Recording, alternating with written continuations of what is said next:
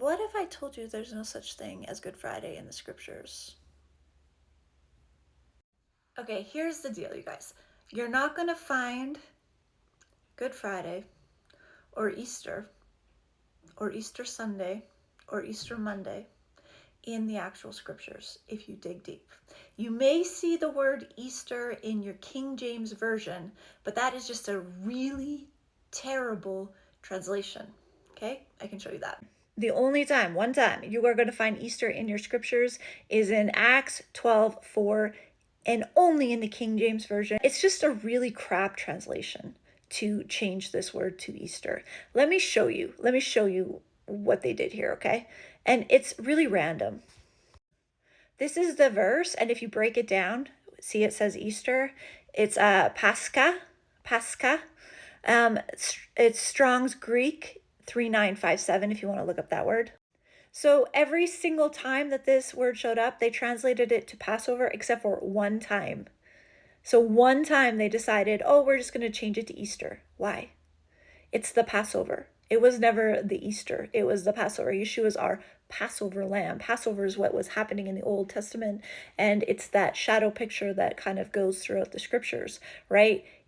There was no Easter lamb in the scriptures, right? There's no Easter ham in the scriptures. You can't find Easter ham in the scriptures. But you can find Easter this one single time, but it actually should have been translated to Passover. So just a KJV thing, I guess.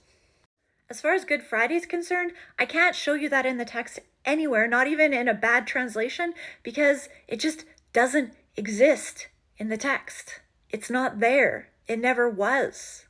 It's a totally Roman invention. I know, right? And like all these pastors still do it. And like, it's not in the scriptures. It's not in there. Do you want me to break down that week for you though? I can show you how that looks.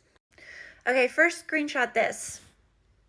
This is a breakdown of how each feast and festival represents the image of Yeshua. Okay, so you know in 2 Colossians when the writer talks about how the feasts and festivals are a shadow of Yeshua. This is what he means. The feasts, Passover, unleavened bread, first fruits.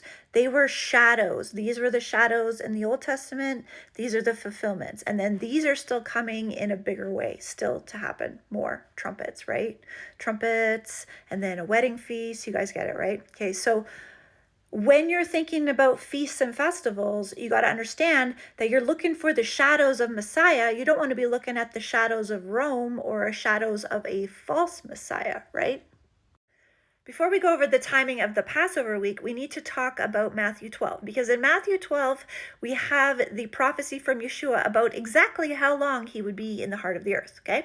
He said, for as Jonah was 3 days and 3 nights in the belly of the great fish, so will the Son of Man be 3 days and 3 nights in the heart of the earth. Okay, now everyone count with me. Friday to Saturday, 1. Saturday to Sunday, 2 nights. 2 nights. Friday to Saturday, 1. Saturday to Sunday, 2. You have a problem. You have what looks like a false Messiah, you guys. That's crazy. Like, can your pastors count? Friday to Saturday, 1. Saturday to Sunday, 2. And maybe you could say, but you guys are doing Resurrection Sunday and you're doing Good Friday. I don't know. You tell me. You guys are the ones doing it. Okay, if we look at the scriptures and break it down, we can put together a Passover week timeline. Where most people get tripped up is they don't know that high holy days are also called Sabbath days. That's why they get confused, okay? A high holy day is a feast day. It is also called a Sabbath day. That's why they're called Sabbaths in the Old Testament, okay? This is really intricate stuff that most people don't know because they don't study the scriptures regularly, and a lot of it has just kind of been glossed over by the church. Okay, so this is your Passover week timeline. Okay, now here's all the verses. You can piece it together, go through all the verses and piece together exactly what this timeline is. But if you notice on this timeline, you have 3 days and 3 nights before he rises again. So there's where he's buried, right? 1, 2, 3. Okay. So 3 days and 3 nights. He died on Passover and rose on the Feast of First Fruits. Okay. It's called the Feast of First Fruits. This is important to understand because these were prophetic feasts that were done by the Israelite people and those who were sojourning with them for thousands of years. So he was fulfilling very specific prophecies. And when you change those prophecies, what happens? The waters get muddied and people don't see the prophecies anymore. Your children, if you're practicing Good Friday and Easter Sunday, and your children are like, well, I can't find Good Friday in the Bible, what do you think that does to their faith when they figure that out later on in life, right? Good Friday is not in the Bible. 3 days and 3 nights. Some atheist comes to them and starts pointing this stuff out to them. What do you think that does to their faith when they go to college and then this stuff gets pointed out to them and they don't have an answer, right? Very, very risky ground. That's why he gave us very specific prophecies so we could teach them to our children, so that we can make sure that we understood how Yeshua fulfilled very specific prophecies, right? Okay, Daniel 7:25, prophecy here. He will speak words against the Most High. So this is the final beast, right? The final king. And he will wear out the saints of the Most High, and he will think to change the times and the law, and they shall be given into his hand for a time, times, and half a time. So it's talking about how the final Antichrist will seek to change the seasons and the times. But let me show you something even that'll really hit it home for you, okay? Okay, so this is Isaiah 14. So, O Lucifer, look up there, way up there. O Lucifer, son of morning, how art thou cut to the ground like a Christmas tree? You know, I've gone over this before. But if you go to the next verse, for thou hadst said in thy heart, I will ascend into heaven, I will exalt my throne. So he wants to put his throne above the stars of God. I will sit upon the mount of the congregation in the sides of the north. Okay, so what is this mount of the congregation that Lucifer wants to sit on top of? The mount of the congregation. Let's dig deeper into that mount of the congregation, because that's what Lucifer wants to sit on top of. In Hebrew, of the congregation is actually that word moed. Moed. Sometimes you'll hear it also as Moedim. Moedim or moed are the feasts and festivals. They are the fixed seasons, the seasonal feasts and festivals, because the festivals are fixed to the seasons. That's why we have spring feasts and fall feasts.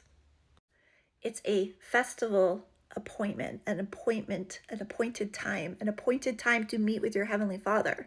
That's what Sabbath days are. Sabbaths, Moedim, even the high Sabbaths, right, which are the feast and festival days, are days which you are to meet with your Heavenly Father. One more thing I want to show you. This is Isaiah 56. You should just read it all, but let me read a little bit for you. Let not the foreigner who has joined himself and grafted in to Jehovah say, Jehovah will surely separate me from his people. Let not the eunuch say, behold, I am a dry tree. What season do we see a lot of dry trees at? Never mind. For thus says Jehovah, to the eunuchs who keep my Sabbaths and choose the thing that pleases me, Sabbaths, plural. Choose the thing that pleases me and hold fast to my covenant. I will give in my house and within my walls a monument and a name better than sons and daughters. I will give them an everlasting name, a name that shall not be cut off. And the foreigners who join themselves to Jehovah, to minister him and to love the name of Jehovah and to be his servants, and everyone who keeps the Sabbath and does not profane it and holds fast to my covenant, I will bring these to my holy mountain. I will make them joyful in my house of prayer. Their burnt offerings and their sacrifices will be accepted upon my altar, for my house shall be called a house of prayer.